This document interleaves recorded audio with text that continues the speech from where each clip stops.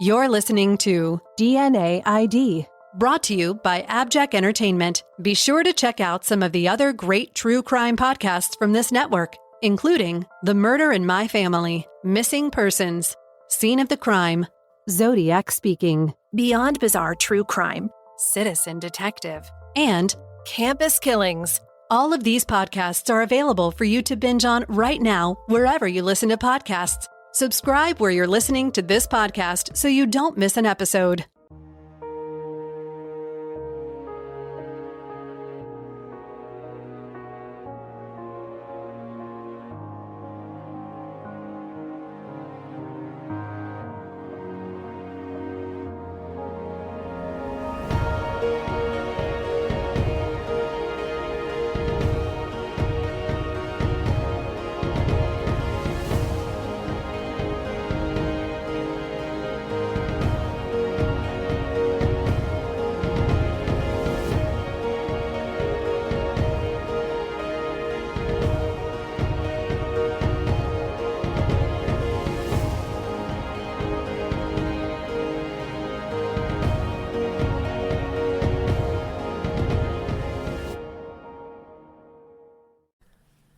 On Wednesday, July 19, 1972, a teenage boy was riding his motorcycle down a deserted road when it broke down. This was in a heavily wooded area off Cortez Boulevard, State Road 50, near High Corner Road and bordering Withlacoochee State Forest. The sparsely settled area was 3 miles west of I-75 in Brooksville, Florida. Getting off his bike, the teenager found a blanketed bundle lying there in the woods. Wrapped inside what appeared to be a patterned bedspread was the body of a woman. The motorcycle rider walked back to his house, which was one of just 2 in the vicinity. He and his brother-in-law got in their truck and rode down to the broken-down bike and the body. Then they went back to the house and called the Hernando County Sheriff's Office. Deputies responded to the scene and recovered the body, which was in the early stages of decomposition. Once they unwrapped the rest of the blanket the woman was rolled up in, they could see that she was clad only in a white bra and white bikini underwear. The medical examiner drew the following conclusions about the deceased. She was a white woman. She was 5 feet to 5 foot 1 inch tall and 130 to 140 pounds. She had brown hair, 4 to 6 inches long. She was 25 to 40 years old. She'd been dead 3 to 5 days, and she'd been strangled. The Jane Doe, who had no identification on her, exhibited very poor dental hygiene. In fact, shockingly, only 6 teeth remained in each of her upper and lower jaws. Fingerprints were obtained from the deceased woman, but they didn't match to any databases. Police had a couple of significant clues to go on, even though no missing persons report turned up that seemed to match this homicide victim. One was the bedspread that she was found wrapped in, which featured a pineapple damask print pattern. It has been described as having a light brown background and lime green and light yellow floral design. It had 3 squared-off corners and 1 rounded corner. A web sleuther whose username is Scully, who worked as a cold case volunteer for the Hernando County Sheriff's Office, posted, "I contacted people all over the country. It is a pineapple damask pattern, but I haven't found that exact quilt anywhere in Florida or Alabama. It was mass-produced, meaning they used the fabric to make this quilt in a factory. It is machine-stitched. The border or binding is lime green. I do think there was orange in the pattern along with the green pineapple, but the background is brown. So green, maybe orange, and lime binding." All that from Scully. A lot of work was done over many years to try to connect this very specific quilt with a specific location, but those efforts were unsuccessful. Police had some other information to go on, though. As I said, there were 2 houses in the area where Jane Doe was found deceased by the motorcycle-riding teenager. 2 witnesses who lived in the motorcycle guy's house on the crest of a hill reported to police that one night, about 4 days before Jane Doe was found, they saw a vehicle drive down to the end of the road where there were no houses and make a right turn. A case synopsis released by the Hernando County Sheriff's Office revealed that, quote, "The biggest lead in the case is the report of a light-colored 1961 to 62 Ford Falcon occupied by 3 people entering the woods a couple of days prior to the boy's discovery of the body. Only 2 individuals came out," end quote. I want to state up front here that the notes written down by the original investigators are a bit lacking in detail.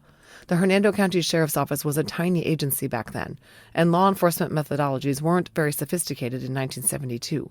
So it's unclear how certain the witnesses were that there were 3 people in the car since it was dark outside. But that's what the detective's notes said, 3 people. And the statement of only 2 individuals came out, we just don't know for sure.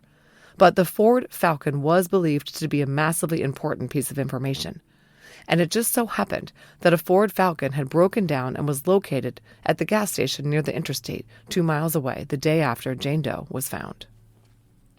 The owner of the Ford Falcon was identified, and it was learned that the Falcon had broken down before it got to the location on State Road 50 where the Jane Doe was dumped. But this same owner also owned another Ford Falcon in Tampa that was driven back and forth to the family's soybean farm in Alabama. And that Falcon had been driven by some teenage boys through the area right around the time when Jane Doe was thought to have been dumped in the woods. Police tracked the Falcon down, and boy, did they find a mess. Jane Doe was found on the 19th. On the 16th, a murder was uncovered very nearby, right across the Alabama border in Geneva County. A 13-year-old girl named Connie Douglas and her 15-year-old friend Marion Ogden had run away from their homes in Brooksville, Florida on June 30th. They had met some older boys, all aged 18 and 19, who were passing through from Hillsborough County on their way to their farm in Alabama. The girls agreed to ride with them and ended up on this farm in Geneva. There, right around July 4th, Marion decided she wanted to go home. She was a good student and was not into whatever was going on with these older boys, which involved living in migrant worker housing and who knows what else.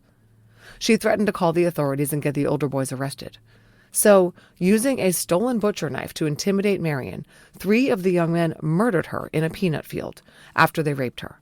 She was strangled with a wire and bludgeoned with a lug wrench. Connie watched the whole thing unfold. Then they buried Marion near Slocum, Alabama. The 5 young men who had returned to Tampa by the time the murder was discovered were arrested and sent to Alabama to face charges. They were Joseph Holland, Donnie Earl Miles, Timothy Lindschmidt, David Miles, Donnie's brother, and Patrick Nance. All 5 were indicted for Marion's rape and murder, with Connie being an eyewitness. The possibility that the murder of Marion and the murder of Jane Doe were connected was immediately considered. This from the Dothan, Alabama Eagle on July 20th, 1972, quote, "Authorities here and in Brooksville, Florida, are investigating the possibility that the death of a young woman whose body was found last night near Brooksville may be connected to the death of a 15-year-old Brooksville girl who was killed and buried near here last week," end quote. The article went on to say that a vehicle believed to have been driven by 2 of the arrested young men had been found broken down and abandoned in the vicinity of Jane Doe's dump site. But it's not clear whether the Florida investigators actually interviewed the Marion Ogden culprits. The only surviving interview is Connie's. Consequently, the Florida investigators could not tie these 5 reprobates to the Jane Doe murder. Connie, the witness, said she might have seen a pineapple print blanket in the car, and the boys might have picked up a hitchhiker. These pieces of information were enough to keep the Hernando County investigators interested, but they could not make a case, especially because they didn't know who Jane Doe was. The Miles brothers, David and Donald, Patrick Nance, and Joseph Holland, were sentenced to 30 years in prison for Marion Ogden's murder, although they all served closer to 5. The 5th participant, Timothy Lindenschmidt, pleaded guilty and was convicted of being an accessory for helping to bury Marion's body, and was sentenced to 6 months hard labor. They all denied having killed Jane Doe and dumped her in Brooksville. So despite the police having good leads to go on in Jane Doe's murder case, the bedspread and the Ford Falcon, the case quickly went nowhere. Jane Doe was buried by the county in a Brooksville cemetery that was something of a potter's field, and there she stayed for more than 40 years.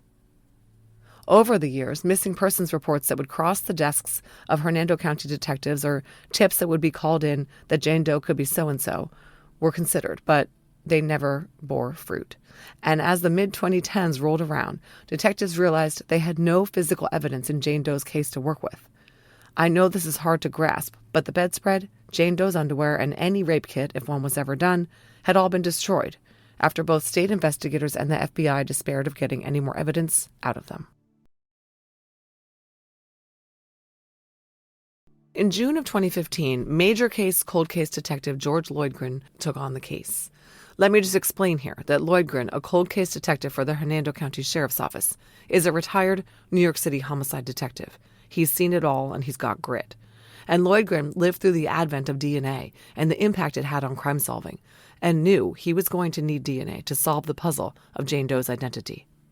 So in June 2015, the Hernando County Sheriff's Office and the District 5 Medical Examiner's Office worked with the state's attorney's office and the USF Forensic Anthropology Lab to exhume Jane Doe's body to permit DNA testing and facilitate anthropological assessment and facial reconstruction.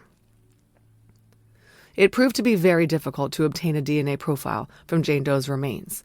Remember that does buried in Potter's Fields were often not embalmed, and after 43 years underground, there was not a lot left to work with. DNA extracted from the remains proved to be exceedingly degraded, and testing had to be repeated and refined until finally, in 2016, the University of North Texas Center for Human Identification was able to obtain a complete STR DNA profile suitable for entry into CODIS's Unidentified Human Remains database. Well, there were no hits. Jane Doe's family wasn't looking for her there. Her case was also entered into the National Missing and Unidentified Persons System known as NamUs as UP6043. She had been listed on the Doe Network and Porchlight International for the Missing and Unidentified years earlier. Isotope testing was the next step. Testing from Jane Doe's rib showed that she had lived in the United States for at least 5 to 10 years before her death. This could mean that she'd lived there her whole life, but the only specific conclusion was 5 to 10 years. Her strontium-carbon isotopes were consistent with an American diet. The isotope report also indicated that she had likely spent a significant amount of time, i.e. at least several years, in Florida. Investigators' next hopes were pinned on a 3D model of Jane Doe's features to give them something to show the public besides the bedspread. Jane Doe's skull was scanned at USF's Vision Center. Then a 3D printer was used to literally construct the skull depicted in the scans. Then forensic artist Joe Mullins oversaw a team of 12 skilled, experienced forensic artists at the USF's Florida Institute for Forensic Anthropology and Applied Science, known as IFAAS, who created a facial reconstruction of Jane Doe. This wasn't just an effort for Jane Doe. Per the Hernando Sun, the team worked for a week on facial reconstructions for a total of 7 adults and 2 juveniles, in collaboration with the National Center for Missing and Exploited Children and the Florida Sheriff's Association. Because of the 3D printing's streamlining of the facial reconstruction process, quote, the facial reconstruction of the 9 individuals, a process that usually takes months, was completed in a week by the forensics team working intensively, end quote. As explained by a 2016 article on usf.edu, the work is led by IFAAS. IFAAS funding comes from the National Institute of Justice. The forensic artists will create facial reconstructions from October 17th to 21st in the lab of Dr. Aaron Kimmerly, USF anthropologist and director of IFAAS. The final busts will be revealed on Friday, October 21st at the Art of Forensics Solving Florida's Cold Cases event at the Tampa Bay History Center in downtown Tampa. So the 3D image of Jane Doe was revealed for all the world to see in October of 2016. Once she was brought to life by the 3D image, the Hernando County investigators named her Edna because one of the detectives commented that she looked like an Edna, for they still did not know her real name. In 2019, another very detailed facial image of the Jane Doe was created for circulation to the media, this one a phototype image. The realistic-looking image of Jane Doe was created by Face Logic's Facial Forensics. The accompanying release said, "It is highly possible the female had recently traveled from Alabama or North Florida." But still no one could identify Edna or Jane Doe, even though in this image she was arguably quite recognizable. The Hernando County Sheriff's Office decided it was time to try genealogy. A sample from Jane Doe was sent to Marshall University. Over 6 to 8 months, scientists there were able to develop enough DNA for Othram Labs to commence a genealogy analysis from the SNP profile obtained for Jane Doe. An Othram representative emailed me that the genealogy was fairly straightforward in this case. The SNP profile for Jane Doe was found to have a top match of around 250 centimorgans, possibly a first cousin 2 times removed. Additional matches shared 100 centimorgans of DNA with Jane Doe. Based on the matches, in 2021, Othram's genealogist was able to identify a potential family to whom Jane Doe could be related and then to find her probable place within that family. Her name was likely Peggy Joyce Shelton. Meanwhile, while all this was going on, Detective Lloydgren had returned to one of the 2 original promising leads in the case, the Ford Falcon, and the connection to the young men who had killed Marion Ogden on July 5, 1972. It really seemed like too much of a coincidence that a Ford Falcon connected to the characters convicted of Marion's murder was found very near Jane Doe's dump site.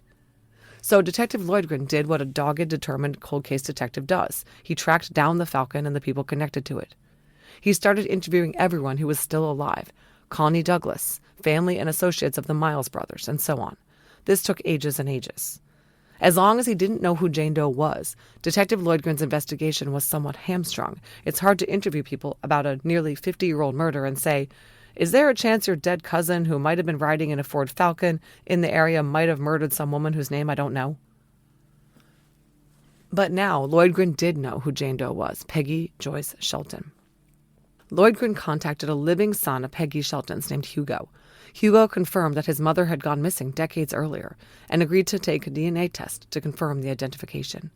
Othram sent Hugo a kinsnip test, and the results confirmed that he shared a level of DNA with Jane Doe consistent with a parent-child relationship. Jane Doe was Peggy Joyce Shelton of Hopkins County, Kentucky. She was born to Ed and Ola Brown Shelton there on March 30th, 1943. Based on the 1950 census records I reviewed, by 1950, 7-year-old Peggy's mother Ola had remarried a Thomas Fork, now listed as stepfather to Peggy, and her 3 years older brother Philip and a half-brother, Billy Barnes, age 18. We know that Peggy attended Nortonville High School in Nortonville, Kentucky, although it's unclear whether she graduated. At an unknown point in time, she married a man in Kentucky whose surname was Nelson. People in her small Kentucky town who remembered her told Detective Lloydgren that Peggy was a regular, nice person. But according to family, Peggy's husband was abusive, and at some point in early 1970 she left, leaving the children, ages 7 and 5, behind. Peggy's son Hugo and his daughter Heather, Peggy's granddaughter, were as helpful as they could be. But Hugo was a child when he last saw his mom, and no one is alive who recalls whether Peggy said that she was going to Florida. There is some information that she had family about an hour away from where she was believed to be living, and Detective Lloydgren talked to another relative whose mom had been on vacation in Florida and ran into Cousin Peggy. Detective Lloydgren also learned that Peggy Shelton did not have a criminal record when she died, so her fingerprints did not help identify her. And she was not reported missing by her family in Kentucky, as she left voluntarily, which is why no missing persons report could be matched up to her. Hernando County authorities did not immediately release the information about Peggy being identified. After all, they now had an unsolved homicide on their hands, and a now identified victim who might lead them to her killer. And she did. Every day, predators are targeting children and teens online. The Department of Homeland Security's Know to Protect campaign provides resources to combat online child exploitation and abuse. Learn how you can help protect our kids online and join the fight. Visit knowtoprotect.gov so together we can stop online child exploitation. That's KNOW, 2, protect.gov. Detective Lloydgren spent several months trying to connect Peggy to his area of Florida and dig into her life to try to figure out who killed her. He was also working to connect her to the men who had murdered Marion Ogden, to firm up the link between the two cases once and for all. Eventually, it was decided to go ahead and issue a press release announcing Peggy's identification, in hopes that doing so would elicit tips and information. And it worked. The reveal of Jane Doe's identity as Peggy Joyce Shelton, accompanied by a plea for information from the public, brought in a tip from a web sleuther who contacted Detective Lloydgren. The tip was that Peggy Shelton had remarried, and there was no divorce record for her. A marriage license in Peggy's name and with her date of birth on it was located. Detective Lloydgren noted that Peggy's son Hugo and granddaughter Heather had never told him that Peggy divorced Hugo's father, much less remarried. Divorce documentation later uncovered in Kentucky by Detective Lloydgren reflects that indeed Peggy and her first husband had divorced. The information that Peggy was remarried would break the case wide open. Hernando County Sheriff Al Nienhuis held a press conference earlier this year to announce the resolution of Peggy's case. Quote, "We never give up and these things take time. We don't want them to take 52 years, but at the same time, we've got to play the hand we're dealt. In 1972, finding a body in the woods wrapped in a blanket, that is a very difficult case to solve in the 1970s, end quote. As we know, Peggy was identified thanks to forensic genealogy in 2021. The sheriff said that after they'd identified Peggy, they learned that Peggy had gotten married on December 18, 1971 in Hillsborough County, Florida. No divorce record was found for her, putting an end to this marriage, and there is no evidence of her existence after this marriage license date. She was murdered about 7 months after the marriage took place. And Peggy had married a very, very bad dude. Her husband's name was Jerry Lee Fletcher. At the press conference, Sheriff Nienhuis stated that Jerry Lee Fletcher was responsible for the murder of Peggy Shelton. He laid out the circumstantial evidence of Fletcher's involvement in her death. The investigators had learned that Fletcher's family owned a roadside motel in Tampa from 1970 to 1973. It was located at 7208 Nebraska Avenue. Paperwork dated right before the marriage between Fletcher and Peggy reflected that Fletcher was living at the motel, likely in one of the 8 miniature cottages the motel featured. Citing a textile expert, the sheriff said that bedspreads like the pineapple-themed one Peggy was found wrapped up in were made for the southern states and used in smaller motel chains in the 60s and 70s.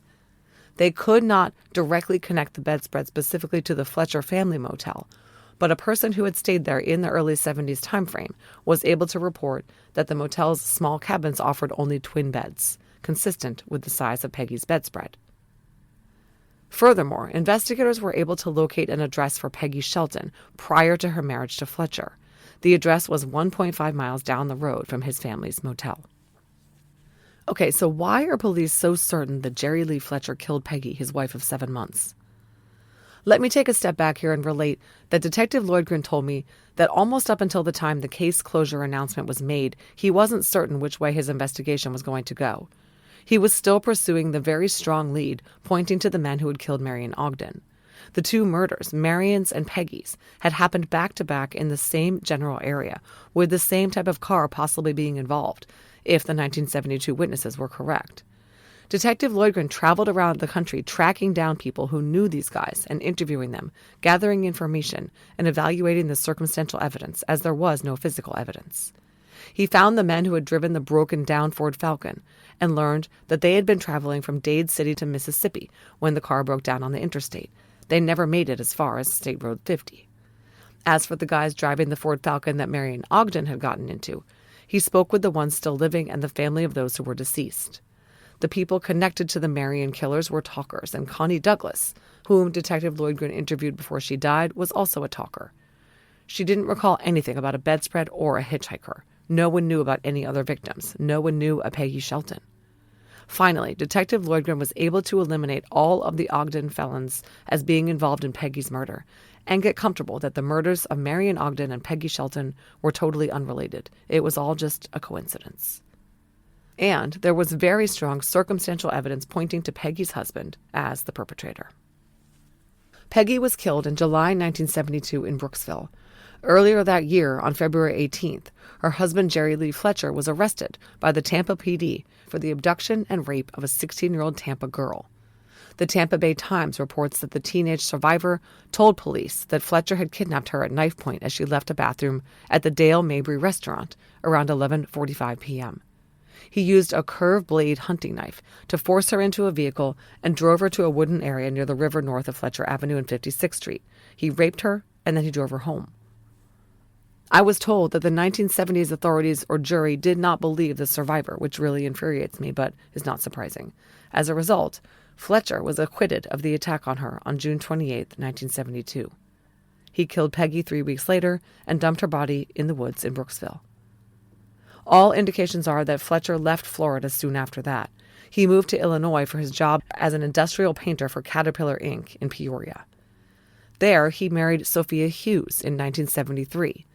On his marriage license application, Fletcher listed only one previous marriage, to his ex-wife Gloria Espinoza, whom he had married in 1965. He never talked about or documented being married to Peggy, other than the marriage certificate, according to the Hernando County Sheriff's Office.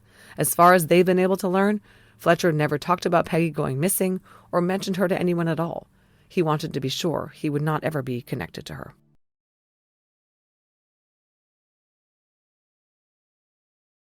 Soon, Jerry Lee Fletcher killed again. This from the PJ Star, quote, Jerry Fletcher was a 31-year-old traveling industrial painter when he rolled into town for a long-term job refinishing office furniture at a Caterpillar Inc. facility in 1973. His mark on the region would last much longer than his stay. Left in his wake was the strangled body of a 13-year-old girl." End quote. This victim was Shirley McCune. On April 19, 1973, Shirley went to babysit for the children of Karen Gentile at the Gideonsons Mobile Home Court in Sparland. This was where Jerry Fletcher had been living in a trailer with 2 male co-workers for 3 weeks. Karen went out to some bars with 2 men, one of whom later testified that he saw Jerry Fletcher speaking with Karen from his van. Apparently, the babysitter, Shirley, had told the children she was babysitting that she would stay the entire night, but when they woke in the morning, she was gone. It's not clear that the adults were in a condition to notice when exactly she had left. Disturbingly, Shirley's pants, underwear, shoes, and jacket were still at the house, according to the PJ Star. Shirley's family reported her missing. Her partially nude body was found on Saturday the 21st on the fringe of Swan Lake Memory Gardens in Marshall County. She had been raped, strangled, and wrapped in a blanket. She was wearing only a torn blouse and a bra that had been slashed open. This from the Streeter Times. Shirley had a sash around her neck and, quote, her body was wrapped in 2 blankets later identified by Mr. and Mrs. Dennis Hill as articles stolen from their trailer while they were out of town. The Hills found bloodstains on their bed when they prepared to retire after returning from a week-long vacation on April 25, 1973, end quote. Well, these Hills lived in the trailer right across from Jerry Fletcher. He came to the attention of police as they were investigating the break-in. It's unclear whether Fletcher had just moved on or actually fled to Indiana, but he was arrested there by the FBI in January 1974 and returned to Illinois to face indictment for breaking into the Hills trailer, the murder of Shirley McCune, and taking indecent liberties with a child. His trial lasted 8 days. The state produced evidence that Shirley had been strangled with a sash that had been taken from the Hills trailer across from the one where Fletcher was living. Also, quote, Illinois state crime technicians testified that a screwdriver found in Fletcher's possession was used to break into the trailer while the occupants were on vacation, that from the Indy Star. Fletcher testified in his own defense. On the stand, he flat out denied killing Shirley and said he had an alibi and that he had spent the night with a sex worker named Brenda in South Peoria, the PJ Star reported. Well, the jury of 5 men and 7 women didn't buy it. They deliberated for only 2.5 hours before unanimously voting to convict Fletcher. The judge sentenced him to a term of up to 140 years for taking indecent liberties with a child and up to 150 years for murder. So Jerry Lee Fletcher was sent to prison in Illinois, and that's where he sat from 1974 until 2011, when another heinous crime was attributed to him.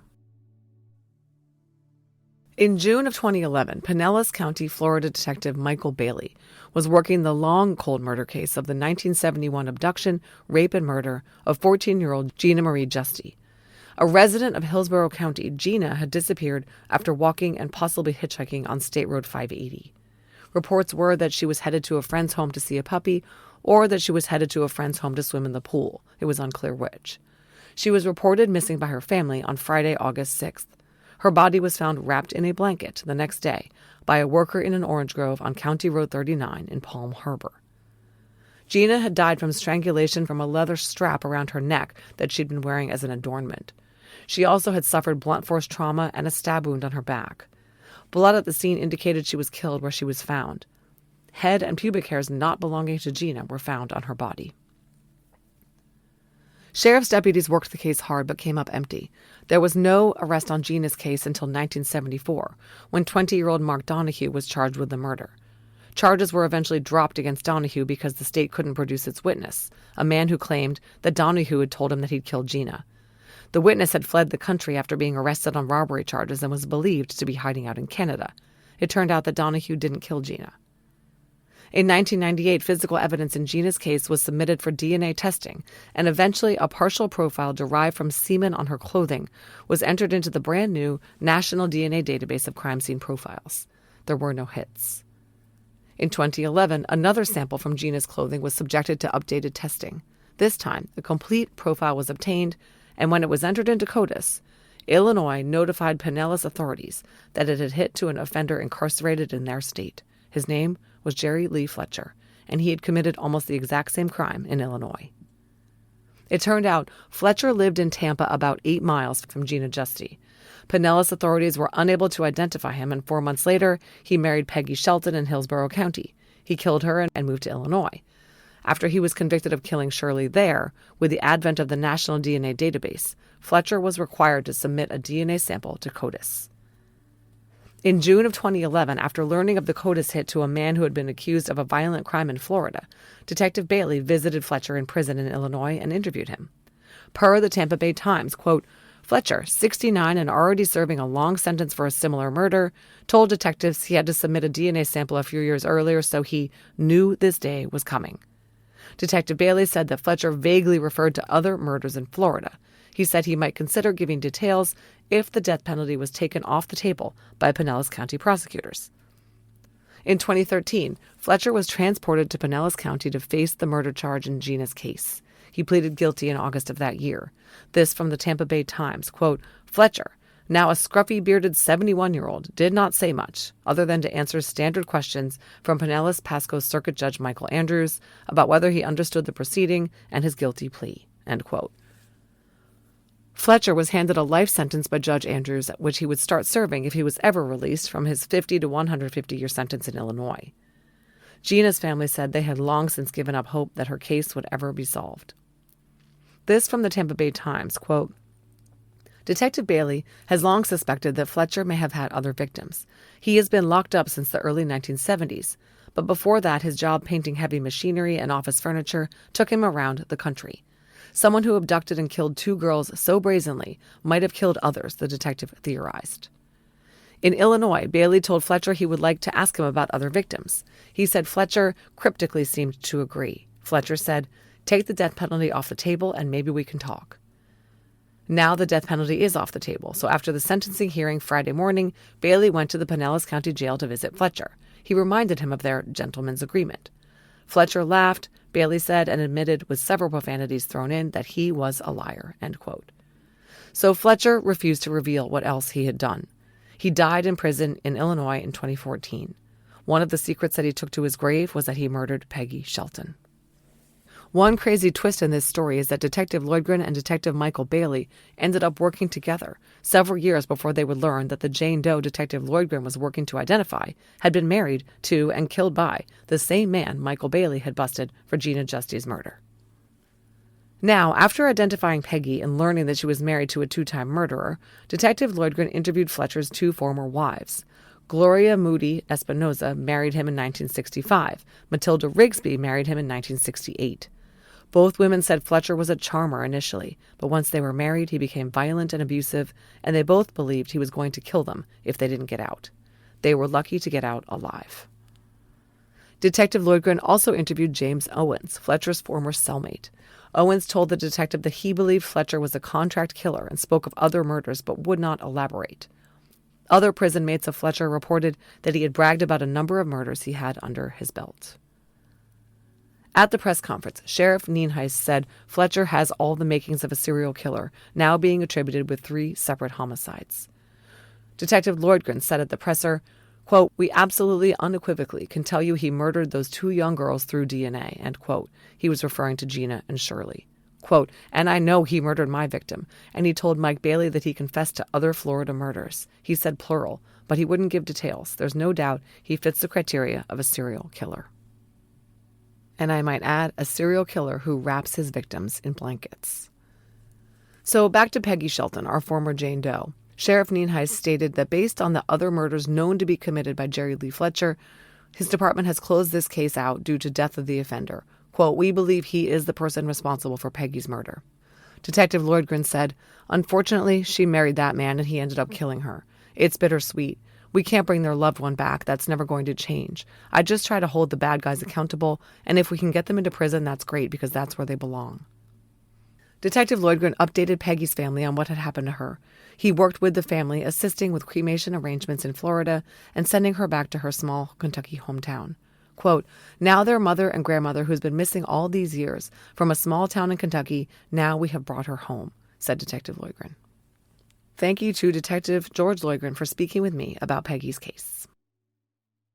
Recently, I let listeners know about a new benefit available to them called an AbJack Insider subscription that's available through Apple Podcasts. An AbJack Insider subscription will give listeners ad-free access to every bit of DNA ID content published, both past episodes and future episodes. It will also give you benefits like early access and bonus content. Head over to Apple Podcasts and click on the DNA ID show page or the AbJack Entertainment channel to start a free trial. Thanks for listening to this episode of DNA ID. If you'd like to listen to the show ad-free and help support the show in the process, please head over to patreon.com/DNAID. And if you're interested in some fun DNA ID merch, visit the store at customizedgirl.com/s/DNAID podcast. To contact the show, please email us at dnaidpodcast@gmail.com. Follow us on social media at DNAID Podcast on Instagram, at DNAID Podcast on Twitter, or on Facebook at facebook.com/DNAID Podcast. Finally, if you want to visit our website, go to DNAIDpodcast.com. You'll be able to get all the episodes of the show, leave comments on episodes that I can respond to, and you can even leave voicemails. You'll get all the latest news about the show and important updates. Find links to our social media, merch, and a lot more. It's really your one-stop shop for everything DNA ID. DNA ID is written, researched, and hosted by me, Jessica Betancourt. It's produced by me and Mike Morford of AbJack Entertainment. Music by Connor Betancourt. Check out our other collaborative podcasts, Scene of the Crime, Missing Persons, and Beyond Bizarre True Crime.